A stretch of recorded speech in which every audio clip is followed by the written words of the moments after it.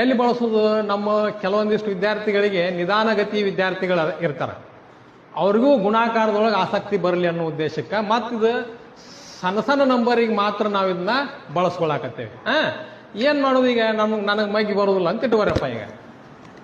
ಈಗ ಗುಣ್ಯ ಐತಲ್ಲ, ಈ ಗುಣ್ಯವನ್ನ ಏನ್ ಮಾಡ್ಬೇಕಂದ್ರ ಅದ್ರೊಳಗೆ ಇರ್ತಕ್ಕಂಥ ಸಂಖ್ಯೆಗಳಿಗೆ ಅನುಗುಣವಾಗಿ ಲಂಬಗೆರೆಗಳನ್ನ ಹೇಳ್ಕೋಬೇಕು. ಈಗ 3 ಐತಿ, ಇಲ್ಲಿಗ 3 ಲಂಬಗೆರೆಗಳನ್ನ ಎಳಿಬೇಕು. 1 2 3.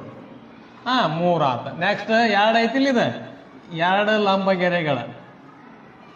ನೆಕ್ಸ್ಟ್ 1 ಲಂಬಗೆರೆ. ಇದು ಗುಣ್ಯ. ಇನ್ನು ಗುಣಕ ಎಷ್ಟೈತಿ? 3. 3ರಲ್ಲೇ ಗುಣಿಸ್ಬೇಕಾಗೈತಿಲ್ಲ ನಾವು. ಇವನ್ನೇನ್ ಮಾಡ್ಬೇಕು? ಅಡ್ಡಗೆರೆ ಹೇಳ್ಕೋಬೇಕು. 3 ಅಡ್ಡಗೆರೆಗಳು. 1 2 3.